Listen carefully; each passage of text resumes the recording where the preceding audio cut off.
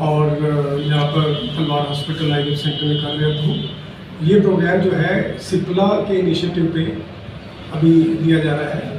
आप लोगों को पता होगा कि आज जो है COPD डे है। COPD मीन्स होता है chronic pulmonary disease, chronic obstructive pulmonary disease, मतलब श्वास की वह बीमारी जो कि लंबे समय तक चलती है और ऑलमोस्ट लगातार रहती है। ये दमा एक वैसा दमा है जो कि बचपन में नहीं होता, एलर्जी की वजह से नहीं है। इसका कारण पोल्यूशन और स्मोकिंग सबसे बड़े दो कारण हैं। तो ये जो है सारे वर्ल्ड में COPD डे मनाया जाता आज के दिन नहीं, सॉरी, ये कल होगा 15, आज उसकी पूरे संदर्भ में हम कर रहे हैं प्रोग्राम।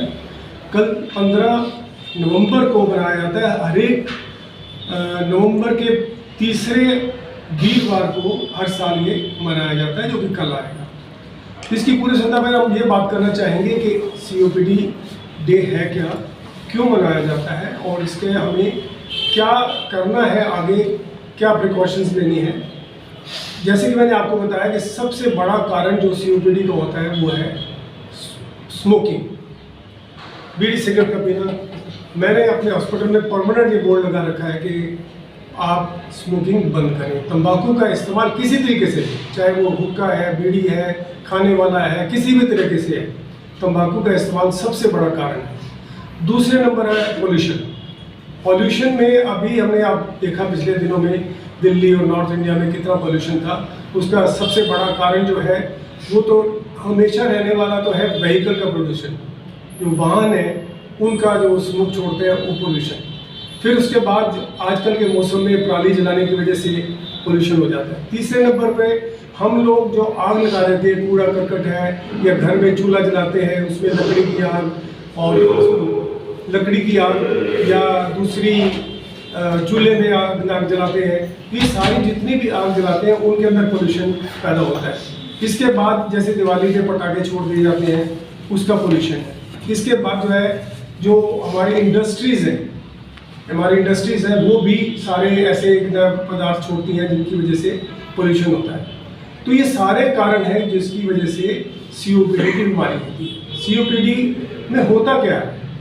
COPD के अंदर जो है हमारी सांस की नलियां हैं और जो फेफड़े हैं उन दोनों पे इफेक्ट होता है। सांस की नलियां नॉर्मली जैसे इतनी खुली हुई होती हैं तो वो सिकुड़ जाती हैं। जब सिकुड़ जाती हैं तो उनके अंदर सूजन आ जाती है, सिकुड़ जाती हैं और उनके अंदर हवा ले जाना और बाहर निकलना दोनों दुभर हो जाते हैं। इसके अलावा एम्फाइजेमा एक बात कहते हैं जिसमें कि फेफड़े के अंदर ऐसी चेंजेस हो जाती हैं जिनसे इलास्टिसिटी जो है फेफड़ों की वो खत्म हो जाती है। तो चाहे COPD हो चाहे एम्फाइजेमा हो, उन दोनों के अंदर सांस का लेना दुभर हो जाता है, पेशेंट को सांस लेने में कठिनाई होती है। और उसकी जब हम टेस्ट करते हैं तो ऑक्सीजन, जैसे कोविड में आपको पता होगा पल्स ऑक्सीमीटर लगाते थे तो ऑक्सीजन कम हो जाती थी, तो इसमें भी ऑक्सीजन की कमी हो जाती है और पेशेंट जो है सारी रात उसको बैठना पड़ता है, लेट नहीं पाता, खांस के तंग हो जाता है। इन्फेक्शन हो जाए तो उसमें बुखार और फिर उसके बाद हार्ट के अंदर असर, ये सारी चीज़ें हो जाती हैं। शरीर कमज़ोर पड़ जाता है, उसके लिए चलना फिरना मुश्किल हो जाता है। तो ये सारी चीज़ें जो है धीरे धीरे बढ़ती रहती हैं। कुछ बीमारियाँ ऐसी भी होती हैं जो आनुवंशिक है, जो कि हेरिडिटरी भी होती हैं, तो कुछ फैक्टर्स वो भी होते हैं, पर मेनली जो सबसे बड़ा कारण है वो हमारा तंबाकू का इस्तेमाल और दूसरा जो है पोल्यूशन, हर एक तरह का पोल्यूशन। ठीक है, तो ऐसी चीज़ों में हमें अब ये जो है आप ये बात, इसकी सीरियसनेस इस बात से आप समझोगे कि दुनिया के अंदर ये ऊपर के 5 कारणों में से आता है जिसकी वजह से डेथ होती है, और भारतवर्ष में तो ये दूसरा कारण है डेथ का। सबसे बड़ा तो है हार्ट की डिजीजेस, और उसके बाद दूसरा जो कारण है वो ये COPD है। खास तौर से जो लोग स्मोकर्स हैं, जो लोग तंबाकू का इस्तेमाल करते हैं, उन लोगों के अंदर और भी बीमारियाँ, सारे हार्ट की बीमारी भी उस वजह से होती है, बाकी सारे फैक्टर्स उसी वजह से होते हैं, पर ये वाला जो है COPD जो है ये तो उनको होना ही होना टाइम के साथ साथ। अब सवाल इस चीज़ का है कि इनको बचाया कैसे जाए और इसका इलाज कैसे किया जाए। बचाने के लिए तो वही चीज़ें हैं जो हमारे कारण हैं, हमें उनसे बचना है। जैसे तंबाकू का इस्तेमाल बंद करना है, हमें प्रचार करना, प्रसार करना है कॉलेजेस में, स्कूल्स में और हर एक सोशल फोरम पे कि तंबाकू का ऊपर बैन लगाया जाए। अगर बैन आपको ये पता होगा कि हिंदुस्तान के अंदर कानून है कि तंबाकू का इस्तेमाल एक टोबैको नो टोबैको के अंदर वो है, कानून है जिसके आपको ये गैर धूम्रपान क्षेत्र बनाए गए हैं, जैसे हॉस्पिटल्स हैं, स्कूल्स हैं।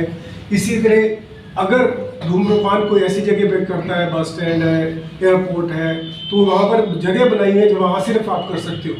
अगर आप खुले में करते हो तो आपको 200 रुपये तक जुर्माना, 15 दिन की कैद भी हो सकता है दवाई देने का, जिससे कि दवाई जो है कार्य ज़्यादा इफेक्टिव भी हो और उसके साइड इफ़ेक्ट्स का हो।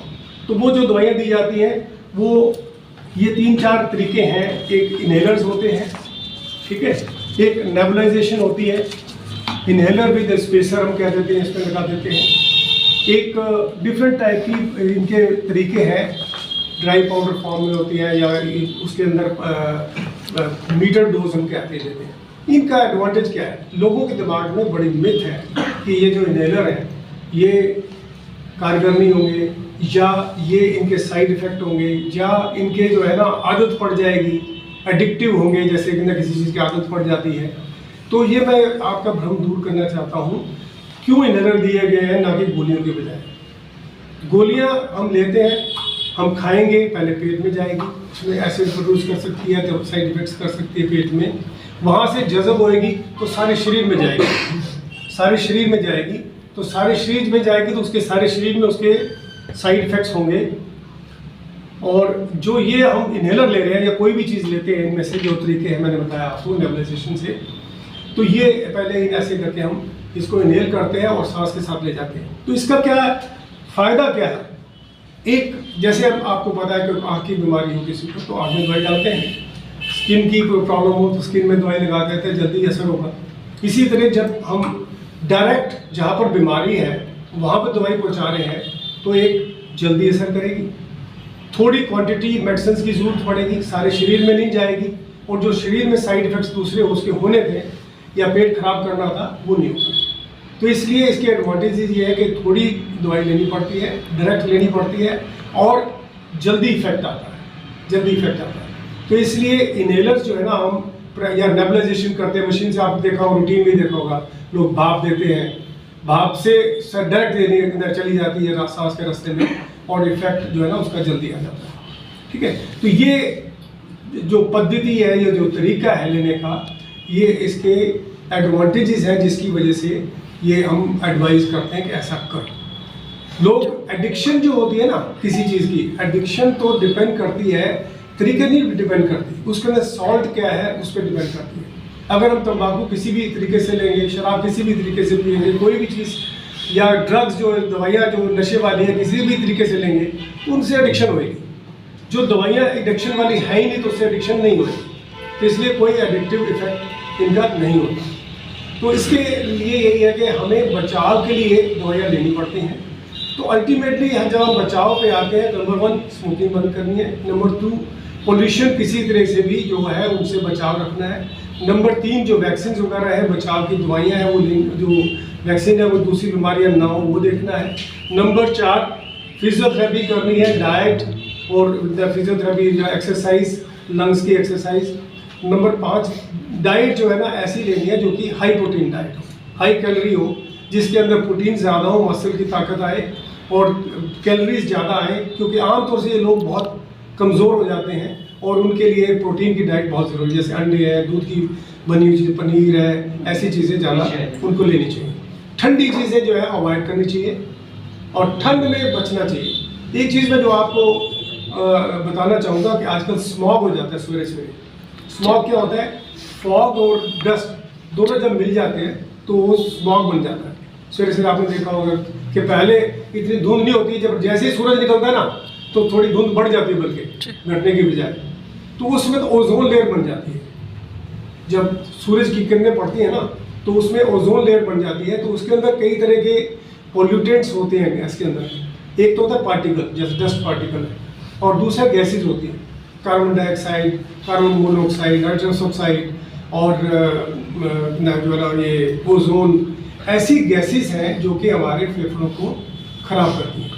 तो हमें क्या करना है, जैसे भी कोई अगर पीड़ित है और नहीं भी पीड़ित है अगर सैर करने जाते हैं तो सवेरे पोल्यूशन ज़्यादा होता है या शाम को पोल्यूशन ज़्यादा होता है, तो अवॉइड करनी है। कब सैर करनी चाहिए?